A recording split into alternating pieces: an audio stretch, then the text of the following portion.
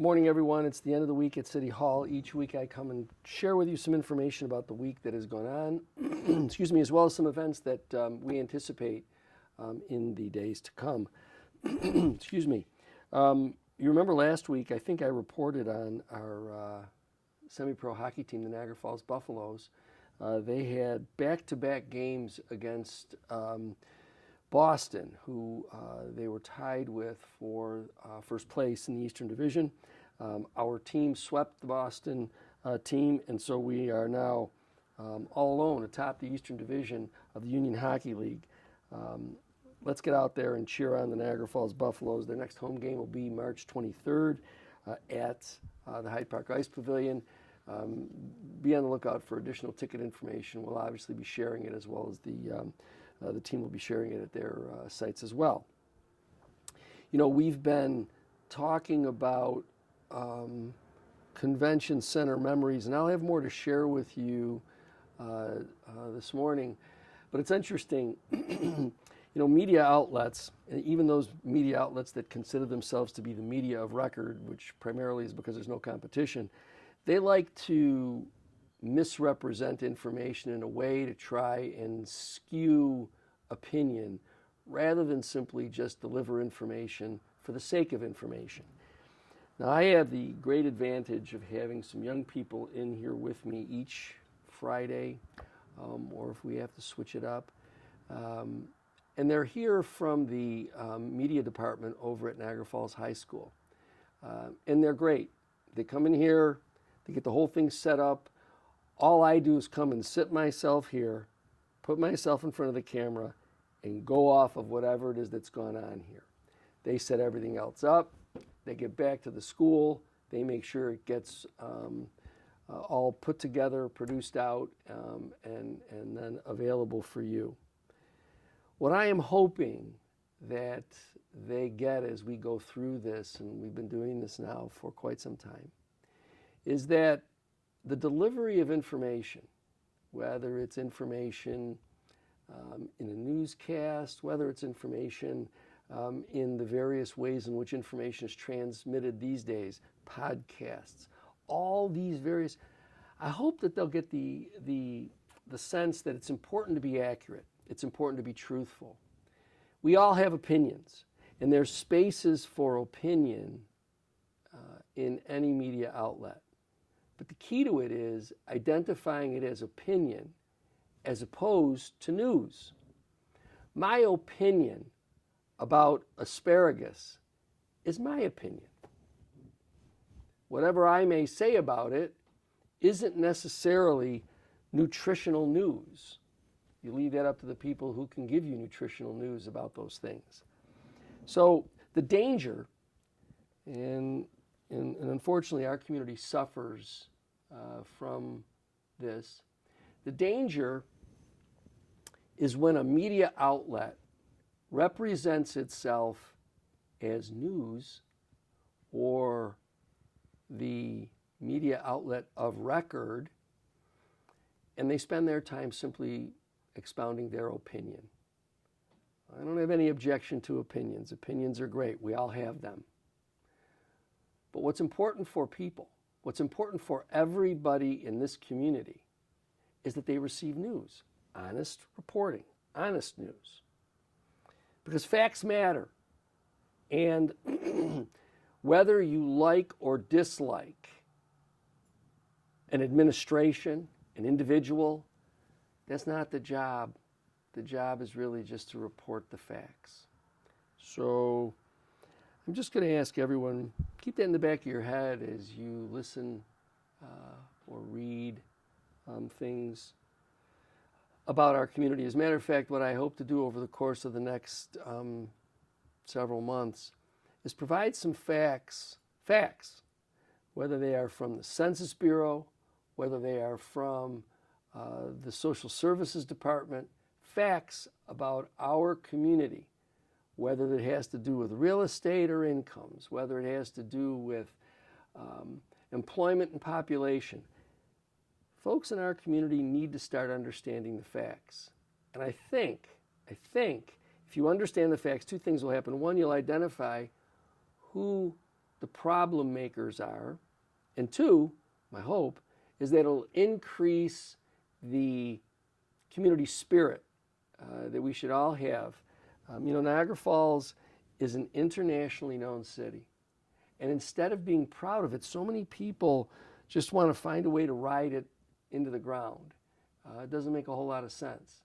If in fact this community wasn't worthy of people's attention, why do we attract anywhere between 7 and 9 million people every year? That's because all around the world, people are excited about our city, Niagara Falls.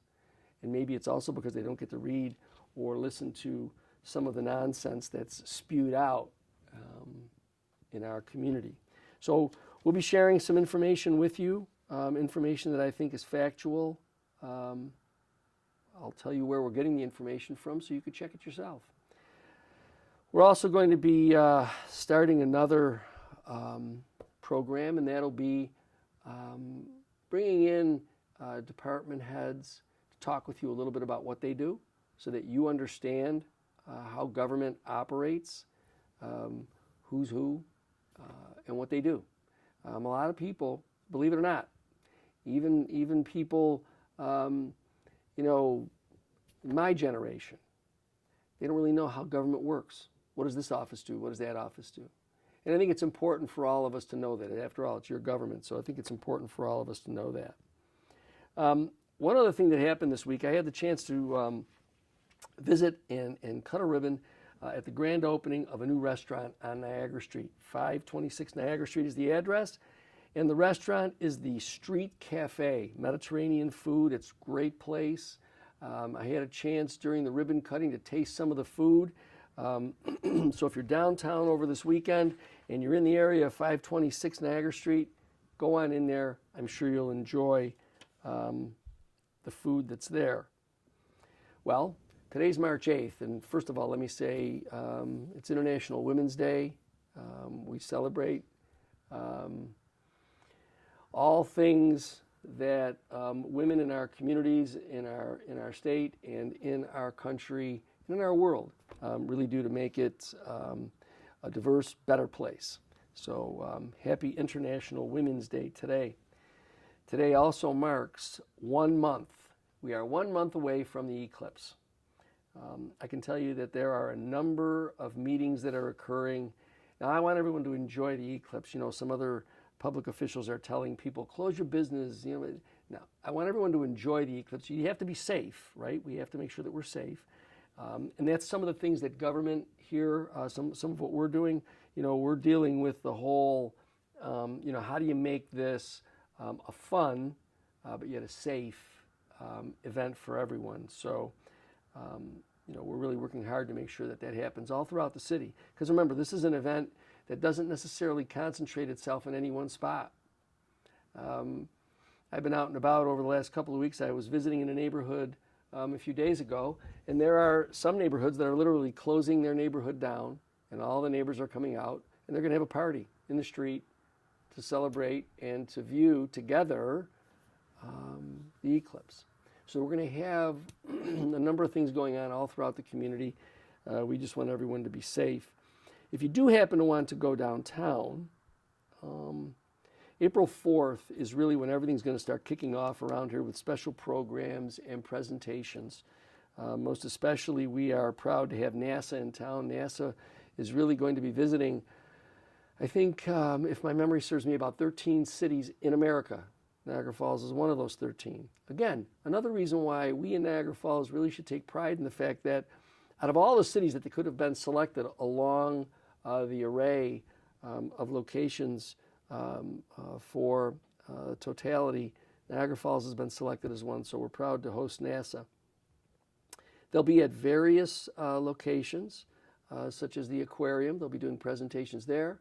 They'll be doing presentations out at the Aerospace Museum, which is out at our airport. They'll be at the Underground Railroad Heritage Center, as well as more locations. So starting Saturday, April 6th, and going through Monday, April 8th, there'll be an Eclipse Street Festival. It'll be down at Old Fall Street. It'll start at 11 in the morning, and and go through 7 p.m. each day. There's going to be live music, food trucks, solar eclipse merchandise for purchase. So it'll be an event in and of itself within the event. So if you're in the area, if you do plan on coming downtown, please know that from Saturday, April 6th to Monday, April 8th, our friends at Old Fall Street will be having a Eclipse Street Festival from 11 a.m. to 7 p.m. More information, excuse me, on all of this can be found at niagarafallsusa.com/2024 solar eclipse. niagarafallsusa.com/2024 solar eclipse. And we'll be providing more information as we get closer throughout this month. Again, sharing with you some of the convention center memories. Those of us who remember the convention center, as I've said over and over, remember so many things that were fabulous down there, which is the reason why we think that bringing back an event center that will allow this generation to enjoy the musical artists of its generation, the entertainers of its generation, and all of the shows and other events that made having the former Niagara Falls Convention Center such a great place to gather and get together for events. That's why we think it'll be very important for us to get back there. Obviously, we want to hear from all of you. We're interested in sharing your favorite memories and stories about the old convention center. And if you have any, please email them to us at conventioncentermemories@yahoo.com. You can also leave your comments on our Facebook page. And there's no limit to the number of stories. If you send something in and then a week later you remember something else that was fantastic, send that in as well. And we'll try to see if we can get all of them read. One of our comments for today, while this individual didn't participate, what they loved was on the outer floor, outside, just outside the front of the old convention center, there was an ice skating rink for the community. And that was fun. And so we're trying to bring that back again with the new Heritage Canal Park. We'll try to bring some ice skating back downtown.